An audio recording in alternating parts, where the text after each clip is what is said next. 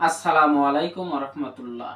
আজকে আমার আলোচনার বিষয় শরীরে পুষ্টির উপর প্রভাব বিস্তার করে এমন একটি টনিক ঔষধ সম্পর্কে, যা সাধারণত শারীরিক ও মানসিক শক্তির উন্নতি করে, মেদ বৃদ্ধির জন্য কাজ করে, টিস্যু ক্ষয় রোধ করে, দুধের স্বল্পতা দূর করে, স্তন্যদায়ী মায়েদের দুধের পরিমাণ ও গুণগত মান বৃদ্ধি করে এবং শারীরিক দুর্বলতা রোধ করে, ক্ষুধামন্দা দূর করে, ক্ষুধা বৃদ্ধি করে এবং শরীরের ওজন বৃদ্ধি করে। ঔষধটির নাম আলফালফা মাদার টিংচার। সেবন করবেন 10 ফোঁটা করে দিনে 3 বার। খাবারের আগে সামান্য পানির সঙ্গে মিশিয়ে সেবন করবেন। আজকে এই পর্যন্তই।